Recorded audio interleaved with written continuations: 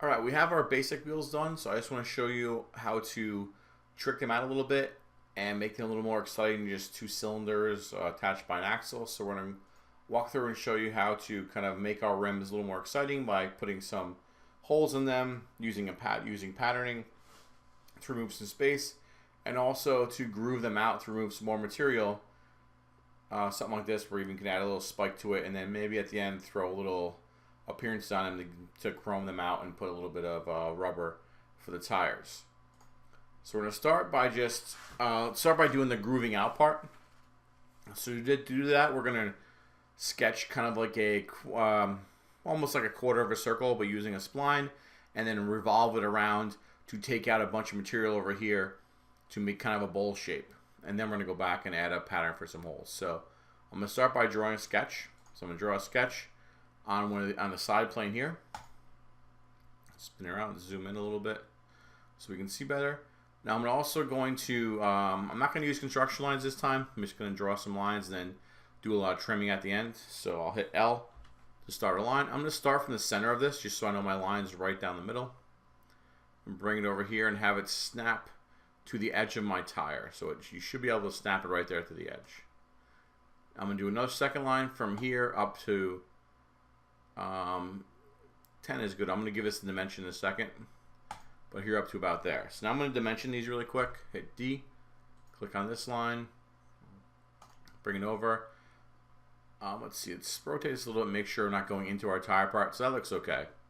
So 10 seems to be good for my size wheel. So I'll keep that at 10. And over here, I'm going to actually draw my spline down and then cut this line off, and then I can dimension it afterwards. So sketch a spline. I'm going to go from this point up here to the top of this line.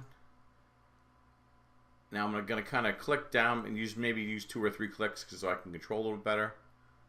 So let's see, I'll click, click. Now I want to make this one do a little point, so I'm going to have it come back to here. And I want it to snap to this middle line. So that looks okay. And I'll finish that. Now I'm going to hit T to trim. I'm going to trim off the edge of this that I don't need over here. Yeah, I'm pretty happy with that. Let's see if I want to curve it and make it, that seems fine. Let me add one more dimension to this. Just dimension this bottom piece down here. Let's make that a nice even number. Let's make it, I don't know, 2.5 in. And so now I think I have a shape that's closed. Yep, it looks good. So I'll finish my sketch. Now I'm going to do a revolve, create a revolve, pick on that profile. I want to revolve it around this center axis here. And as you can see, it's taking out some material there. Kind of makes a bowl. And this one I made so it has that little spike. Just okay, and see what it looks like. That doesn't look too bad. I'm actually, I'm going to go back in. Again, I can just go double click my sketch. I want to make the spike a little bit thicker so I can see it better. So I'm going to kind of just move around my spline values. And let's make this a little bit shorter. Let's make this 1. So it comes out a little bit farther.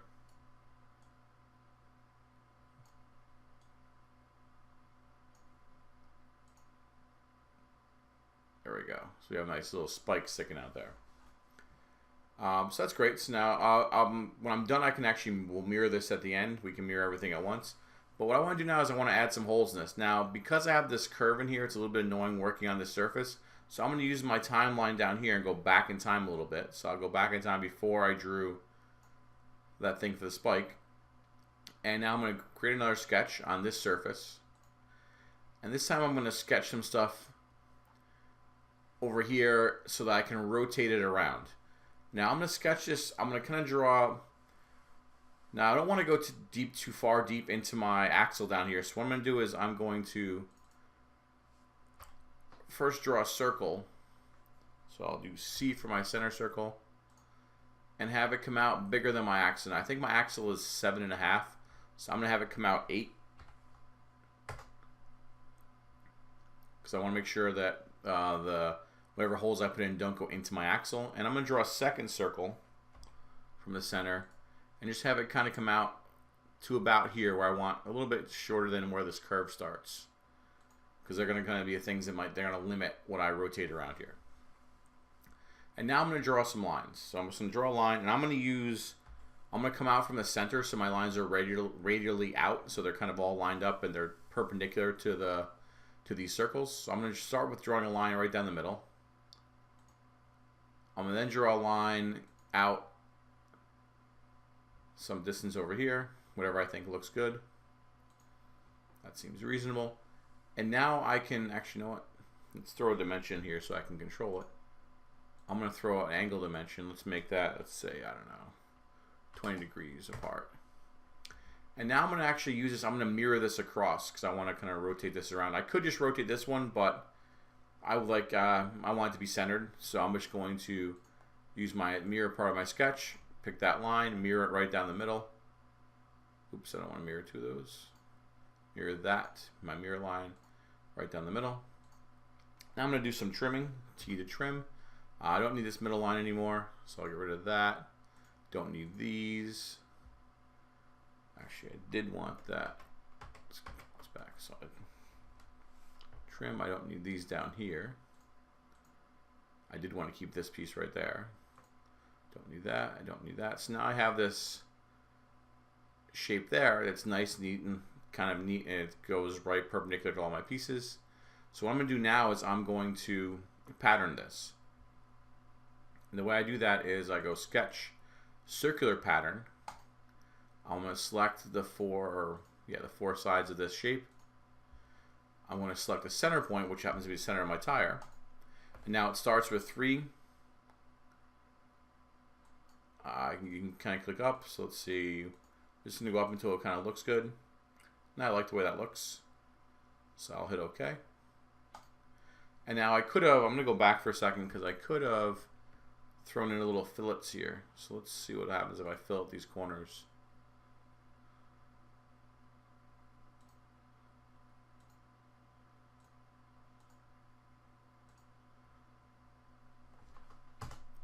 Just throw a little fillet in there, and then I'll go and do my pattern just so it's not as sharp.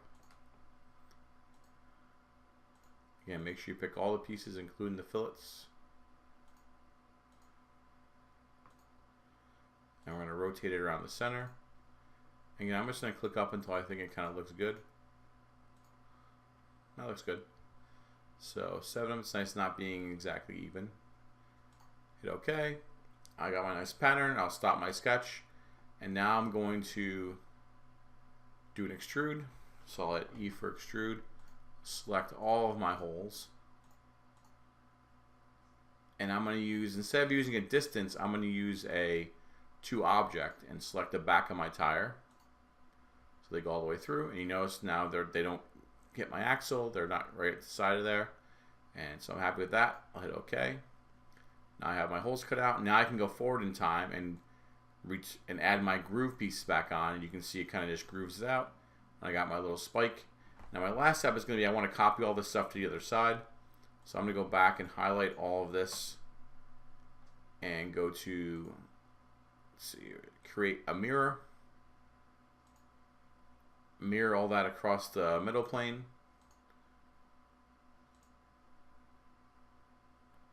Keep it at adjust, hit OK.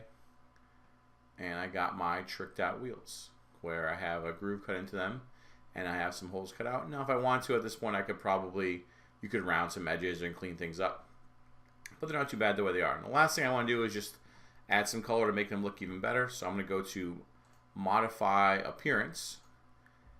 Inside this appearance dialog you have, now these are some colors I've already used. If you haven't used them, if you go into Fusion Appearances, you can kind of look through here. You know, if you go into metal, you can go like to metal, chrome. There's different types of chrome that's in here. So, and under plastic, I think there was a good color. So I do plastic, opaque. It's like black glossy and black matte. It's kind of a good looking one for wheels. So the way you do this is you select body. That colors the whole entire thing. Or you can select faces. So what I'm going to do is I'm going to keep it on body and chrome everything first. And so you want to remove stuff? Sure. Want to clean everything up? Now everything's chrome.